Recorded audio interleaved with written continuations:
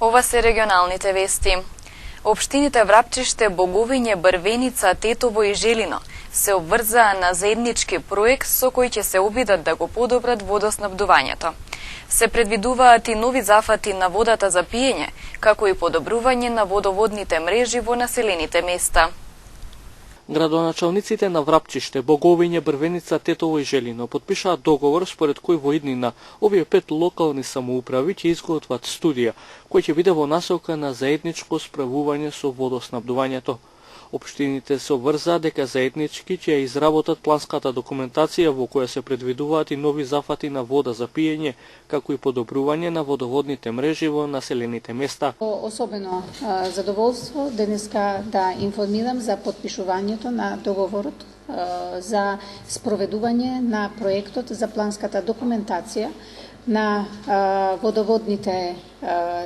водоводните канали за питка вода, кои ги опфаќаат општините од општина Желино до општина Врапчиште.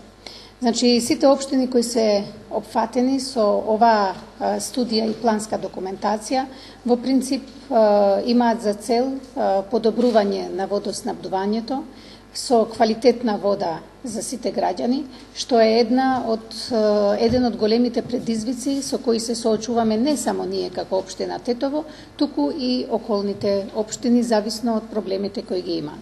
Овој проект е припрема на планска документација за системот, цевките, цевководите. Како што знаете, освен донесувањето на водата, другиот проблем е системот како што поминува водата во градот, каде што имаме губиток на вода, кој исто така е една голема инвестиција.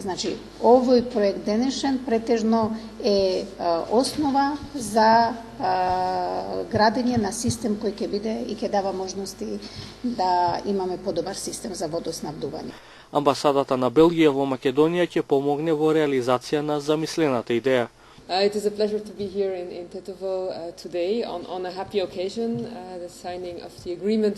Задоволство е да се биде денес во Тетово поради убавиот повод подпишување на договорот за изработка на документација за систем за вода за пиење во Полошкиот регион. Ова е можност Белгија да помогне ова да биде подобро место за живење. Наши компании имаат искуство и стратегија за ваков вид на проекти и задоволство ние да го споделиме со Полошкиот регион. Ова е добар пример за билатерална соработка. Првиот дел е направен од професорите од Универзитетот во Скопје, додека вториот ќе биде спроведен од компанија од Белгија. Ова е важен чекор за проектот, но не е последен. Се надеваме дека наскоро ќе бидеме тука за да го најавиме финализирањето на проектот. На новинарско прашање, градоначалничката Теута Арифи соопшти дека изградбата на новиот водоснабдителен систем за Тетово, кој се гради со средства од државниот буџет, продолжува со предвидената динамика на реализација. Со низа активности во детските градинки во Гостивар се одбележа меѓународната Европска недела. Проектот е поддржан од ЕУ инфокатчето во Гостивар. Дечињата од гостиварските градинки се приклучија на одбележувањето на меѓународната зелена недела, еколошки проект поддржан од Европската унија. Заедно со своите воспитувачки, децата спроведува повеќе активности со цел да им се подигне свеста за чувањето на животната средина, здравата храна и придобивките од рециклирањето. Денеска во просториите на детската градинка Детска радост во Гостивар, преку активноста Градина во градинка, се одбележува денот на екологијата во Гостивар, односно Зелена недела. Преку денешната активност ќе се формира и група најмлади екологисти во Гостивар под мотото Природата наше здравје, наше богатство. Целата активност е организирана под покровителство на ЕУ инфоцентарот во Скопје, со поддршка на информативната точка во Гостивар, а во соработка со детската градинка Детска радост во Гостивар. Во нашата градинка дечињата од големите групи ја поддржа ова активност со садење на цвеќиња, зеленчук, здрава храна, подготување на вкусни и здрави оброци за јадење и ликовна активност во која што се види дека и пластиката може да цвета. Зелената недела не е единствената еколошка активност што се спроведува во гостиварските градинки. Михайловска вели дека едукацијата на најмладите за екологијата и за здравата храна се дел од секојдневната програма на установата. Можам да кажам дека во градинката се организираат и други слични вакви активности, именно реализиран е проектот Градини во градинки, со што децата може да се навикнуваат на здрава храна, истата да ја садат, да ја одгледуваат и да ја консумираат. Воспитувачките за својот ангажман во проектот добија сертификати, а вредните и посветени дечиња подароци и играчки. Од 1 јули барањата за финансиска поддршка по мерките од програмата за финансиска поддршка на руралниот развој ќе можат да се доставуваат по електронски пат. За таа цел потребно е подносителите навремено да ги ажурираат своите податоци. Агенцијата за финансиска поддршка во земјоделието и руралниот развој на 1 јули ќе објави повик за поднесување електронско барање за финансиска поддршка од Националната програма за рурален развој со мерката 121, попозната како 50-50, која опфаќа инвестиција за модернизација на земјоделските стопанства, односно набавка на механизација за сите земјоделски стопанства, која дејност е производство на житни, фуражни и индустријски култури. Финансиската поддршка се исплаќа по принцип на кофинансирање на реализирани и исплатени инвестиции од страна на корисникот во висина од 50 па се до 75%, во зависност од тоа дали носителот на земјоделското стопанство е млад земјоделец или одобрената инвестиција е во рурално подрачје и така натаму. За да се конкурира на ова програма, секој земјоделско стопанство пред се треба да биде регистрирано во единствениот регистар на земјоделски стопанства во Министерството за земјоделие и шумарство, да се бави со земјоделие и да има пријавени капацитети. Минимум за житни и фуражни култури е 1,5 хектар, а за индустријните култури, каде што спаѓа тутунот, е 0,5 хектари површина. Овој начин на поднесување на барањата по оваа програма, две работи што се главни ги анулира од претходното барање. Значи, веќе немаме поднесување на барања во хартиена форма. Значи, нема потреба да се бараат образци да се подигаат. Се иде све електронски. Друго, со самото пополнувањето на барањето електронско, тоа се комплетира и нема веќе она дополнување. Значи, самото пополнето електронско барање мора да биде со сите елементи внатре барани пополнето и еднаш кога ќе се тоа пополни и достави, тоа е веќе завршена работа и тој момент е, значи, поднесено барањето. И додатно, што значи нема како досега да се бараат комплетирање или се работи.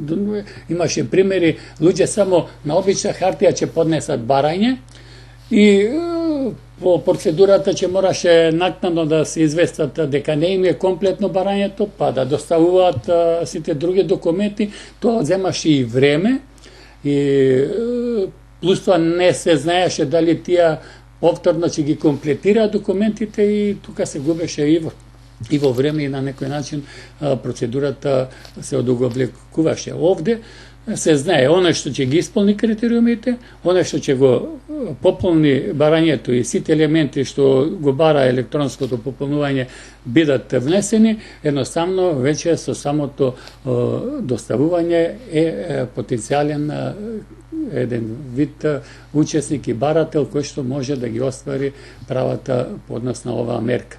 Инако, да кажеме дека во ова мерка, каде што е инвестиција за модернизација на земјоделски стопанства, значи може да се конкурира за механизација која не е условена со потекло на земјата, затоа што имаме друга програма како ИПАРД програмата, каде што е условена, да речеме, барањето на механизација по одредени мерки таму да биде од одредени земји кои што се членки или на Европската унија или кандидати или пак се блиски до Европската унија за да може да го оствари тоа право. Овде значи може да набават механизација од било која земја. Кажеме дека 50% е минимум кофинансирање, но тоа не значи дека не може да биде повеќе. Може да биде 55%, доколку барателот, носителот на земјското стопанство е на старост до 40 години, значи од 18 до 40 години, значи како млад земјоделец. Може да бидат и 60%, доколку барателот се наоѓа во подрачја со планински регион, каде што се потежнати условите. Може да биде и 65%, доколку тој барател што е од такво подрачје е истовремено и млад земјоделец. Имаме и до максимум 75%, каде што комисија определува за одредени подрачја, каде што има одредени непогоди се случили или некои други потешки случувања кои што едноставно ја отежнале работата на земјоделското стопанство. За таа цел сите странки кои во иднина планираат да достават барање за финансиска поддршка по програмата, потребно е навремено и целосно да ги ажурираат своите податоци за земјоделските стопанства запишани во единствениот регистар на земјоделски стопанства. Ажурирањето на податоците може да се изврши во подрачните единици на Министерството за земјоделство, шумарство и водостопанство, каде е регистрирано земјоделското стопанство. За овој период до 1 јули земјоделските стопанства треба да се подготват за да може електронски да поднесуваат барање.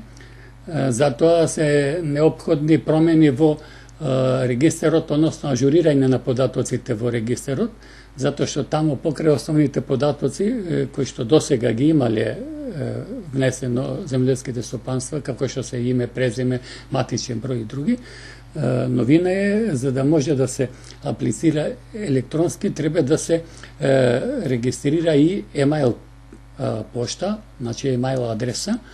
Затоа земјоделските стопанства, оние кои што имаат намера и ги исполнуваат критериумите, треба веднаш да појдат во подрачните единици и во регистарот да го ажурираат овој податок, што значи да внесат покрај сите други податоци и емайл адрес. Затоа што кога ќе биде објавен јавниот повик, тие ќе морат веќе да имаат таа емайл адреса за да може да аплицираат. Поради што ова е новина, многу земјоделски стопанства тешко ќе можат да се снајдат, затоа тука Агенцијата за поттикнување и развој на земјоделството, нашата канцеларија и сите канцеларии во регионалното поделение Тетово, кое што ги запаќа Гостивар, Кичево, Македонски Брод и Дебар, имаат своји обучени советници кои што ќе можат да им помогнат во однос на пополнувањето на барањето и деловниот план, кој што исто така треба да се пополни електронски. Повикот ќе трае 60 дена.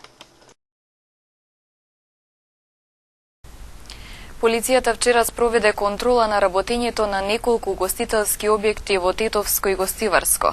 Затекнати се странски државјанки кои се сомничат дека нелегално работеле во локалите. Млади девојки од Србија и понатаму се најчестите странски државјанки кои доаѓаат во Македонија за нелегална работа, пред се како танчерки во ноќните клубови во Тетовско и Гостиварско.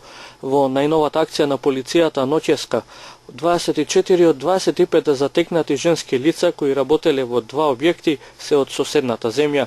Во угостителскиот објект Енерджи клуб, лоциран покрај регионалниот пат Тетово-Сарачино, собственост на 33 годишен тетовец, биле затекнати 10 девојки, 9 српски и една државјанка на Република Македонија. Во угостителскиот објект Ориентал Аспак во Жеровјане, собственост на 25 годишен жител на Боговиње, затекнати се и приведени 15 српски државјанки танчерки.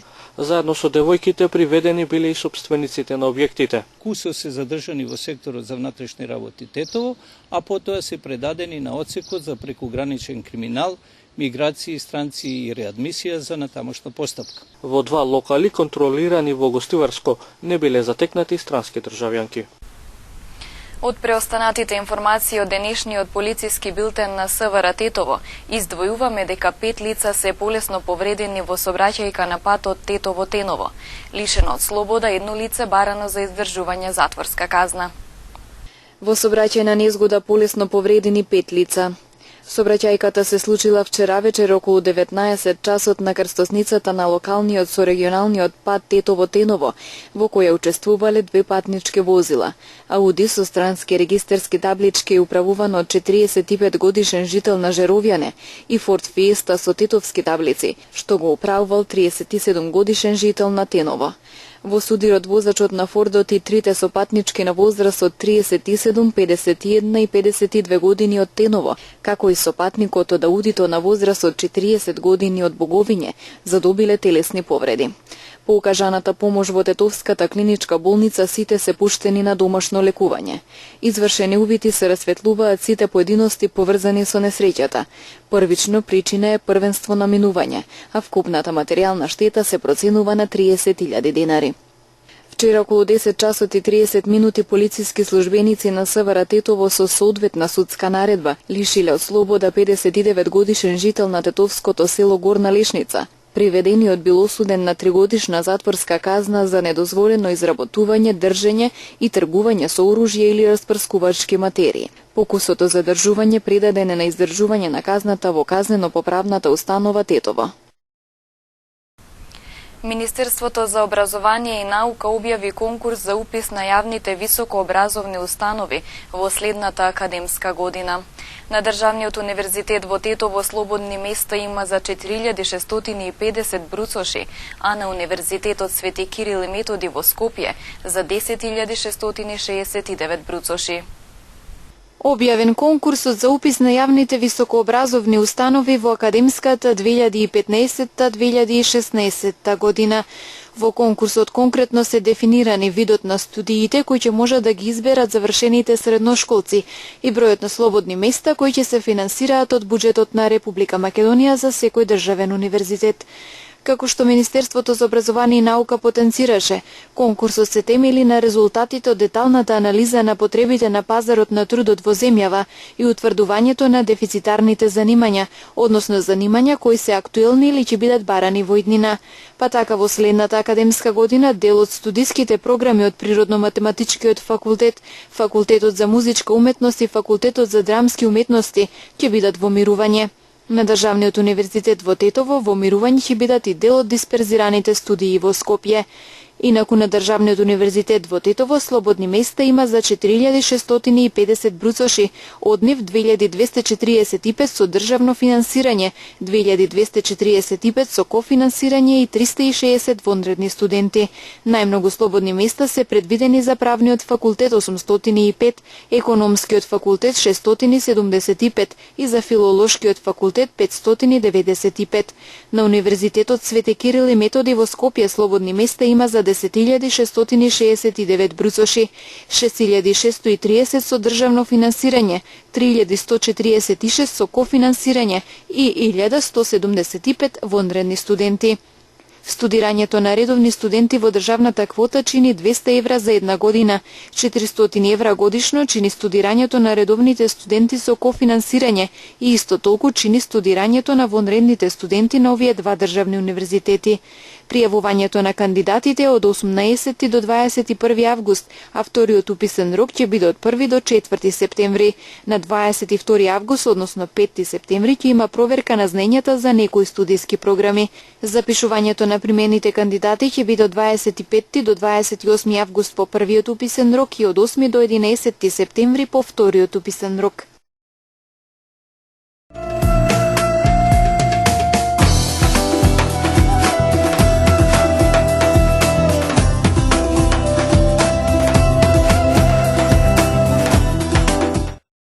Преку градење на заемна доверба меѓу Македонија и Грција, шефовите на дипломатиите на двете земји Никола Поповски и Никос Кодзијас ќе се обидат што е можно побрзо да најдат решение околу разликите за името на земјава.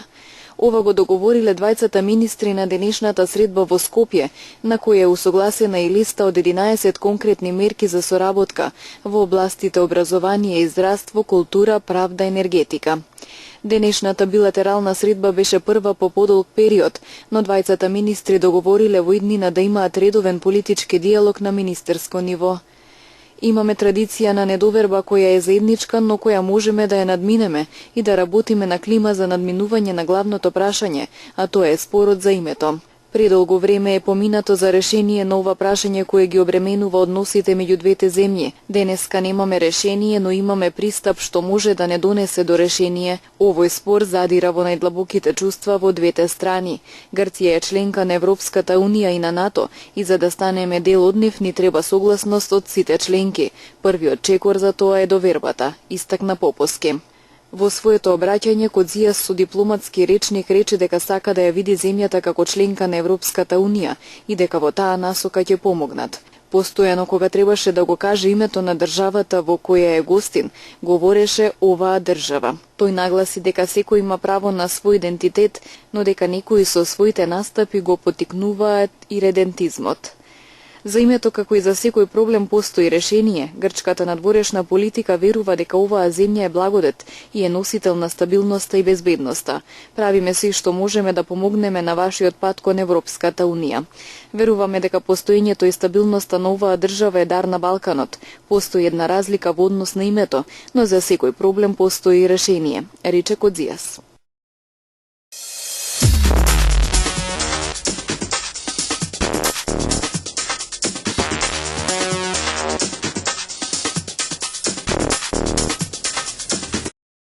Еден припадник на специјалната полициска единица за брзи интервенции Ренеја е убиен, а двајца се ранети во вооружена престрелка во албанското село Лазарат. 31-годишниот специјалец Ибрахим Баша бил погоден со снајпер во главата. Повредените специјалци се пренесени во регионалната болница во Ѓирокастро, но едниот од нив е во животна опасност, поради што со полициски хеликоптер се очекува да биде транспортиран во војната болница во Тирана. Според полицискиот комесаријат од Ѓирокастро, групата полициски специјалци била пречекана со рафални истрели на самиот почеток на акцијата за локализирање и апсење на групата која во текот на ноќта го вознемирувала селото со постојани истрели од оружје. Селото Лазарат беше познато по епитетот фабрика за марихуана, каде се произведуваа над 900 тони марихуана, но во текот на минатата година имаше повеќе полициски акции за сузбивање на криминалот и производството на дрога.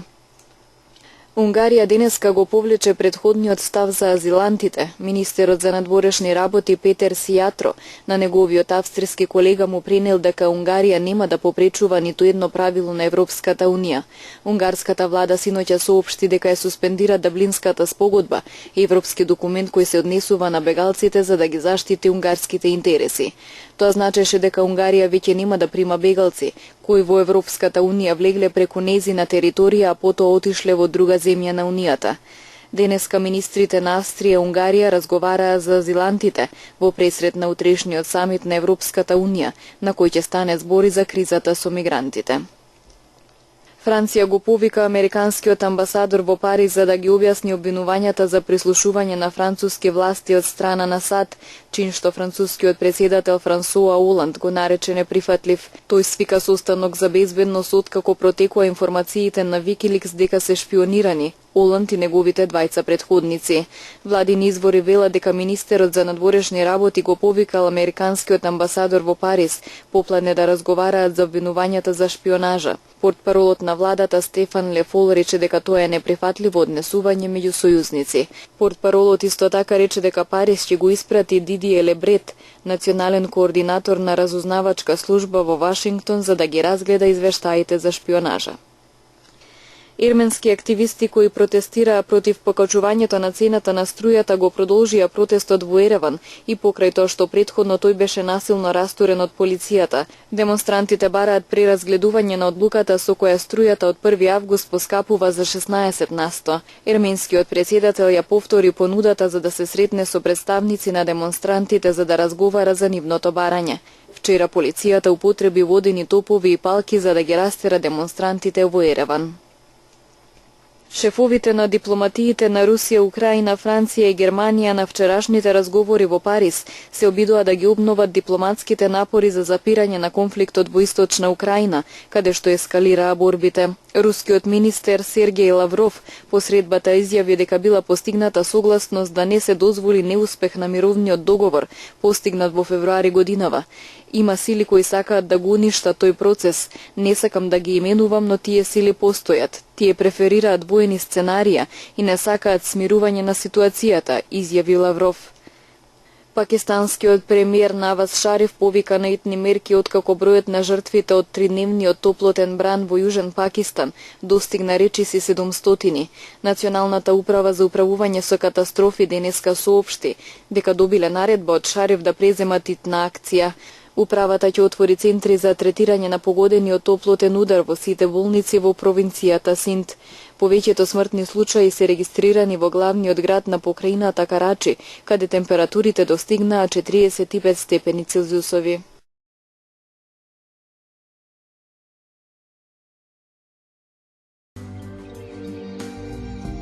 Времето денес беше сончево со слаб ветер од променлив правец. Кон крајот на денот и во текот на ноќта ќе има повремени врнежи од дожд, кои локално ќе бидат поројни проследени со грмежи и засилен ветер. Утринските температури се движеа од 14 до 19, а дневните од 21 до 30 степени. УВ индексот изнесуваше 7. Според управата за хидрометеоролошки работи, времето утре ќе биде променливо облачно, ветровито и свежо, предпладне со повремен локален дожд. Попладне ќе дува умерен до засилен северен ветер и облачноста ќе се намалува. Утринските температури ќе се движат од 10 до 17, а дневните од 19 до 27 степени. УВ индексот ќе изнесува 7. Ви благодариме на вниманието со кое не следевте. Останете со нас. Пријатно.